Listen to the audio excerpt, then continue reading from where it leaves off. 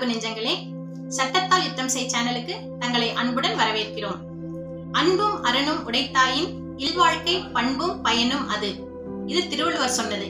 அவருடைய கூற்றுப்படி நாம நடந்தோம், இல்வாழ்க்கை நடத்தினோம் அப்படின்னா கணவன் மனைவிக்குள்ள நல்ல புரிதலும் அன்பும் அரவணைப்பும் இருந்து குடும்பம் சுமூகமா நல்லபடியா போகும், பிள்ளைகளும் ஆரோக்கியமா வளர்வாங்க.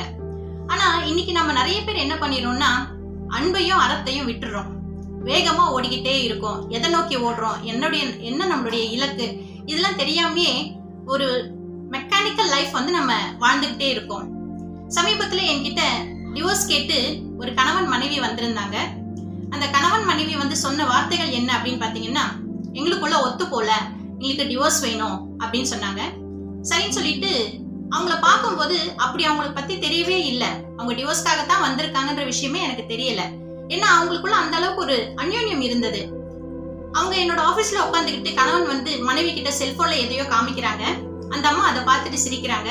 அவங்க தோல்ல தட்டுறாங்க, தொடையில கிள்றாங்க. இந்த மாதிரியான சில்மிஷங்கள் எல்லாம் அவங்க பண்ணிட்டு இருந்தாங்க. அப்போ அவங்களுக்குள்ள ஒரு பிரிவினை இருக்கு அப்படின்றது எனக்கு புரியவே இல்லை. ஆனா அவங்க சொன்ன பதில் என்ன அப்படின்னு கேட்டோம்னா, எங்களுக்கு டைவர்ஸ் வேணும். அவங்களுக்கு 2 பிள்ளைகள் இருந்தாங்க. அதுக்கப்புறம் அவங்க கிட்ட டீப்பா பேசும்போது நான் கேட்டேன். கணவன் கிட்ட கேட்கும்போது மனைவியை பத்தி கணவன் சொல்றாரு, என் மனைவி போல நல்லவ யாருமே இல்ல அப்படின்னு சொல்றாரு. மனைவி கிட்ட கேட்கும்போது என் கணவரை போல நல்லவங்க யாருமே இல்ல அப்படின்னு சொல்றாங்க. அப்போ எதுக்காக இவங்களுக்குள்ள இந்த மிஸ் அண்டர்ஸ்டாண்டிங், ஏன் இவங்க டைவர்ஸ் வேணும் அப்படின்னு கேக்குறாங்க அப்படின்னு பார்க்கும்போது ஒரு விஷயத்தை என்னால அனலைஸ் பண்ண முடிஞ்சது. அதாவது கணவன் ஒரு இடத்துல வேலை செய்யறாரு, மனைவியும் குழந்தைகளும் வேற இடத்துல இருக்காங்க. இவங்களுக்குள்ள ஏற்படக்கூடிய இந்த பிளவு, இந்த பிரிவினை தான் லாங் கேப், இதுதான் இவங்களுக்குள்ள இருக்கக்கூடிய புரிதலை குறைச்சிருக்கு.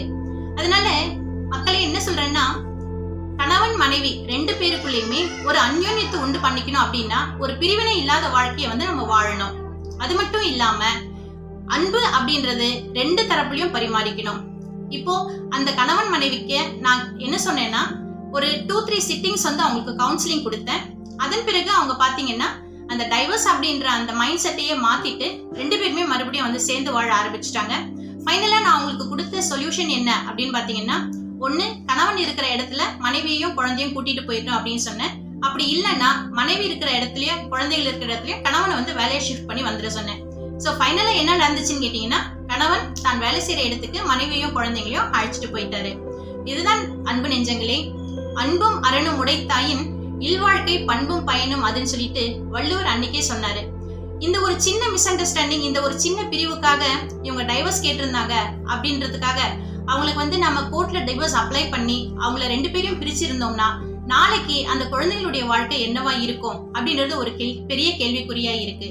அதனால வாழ்க்கையில ஏற்படக்கூடிய சின்ன சின்ன மிஸ் அண்டர்ஸ்டாண்டிங்க பெருசுப்படுத்தாம ஒருத்தருக்கு ஒருத்தர் விட்டு கொடுத்து அன்பா அரவணைப்போட நல்ல அந்யோன்யத்தோட குடும்பம் நடத்தணும்னா அந்த குடும்பம் சிறப்பான குடும்பமா இருக்கும், அழகான குடும்பமா இருக்கும்.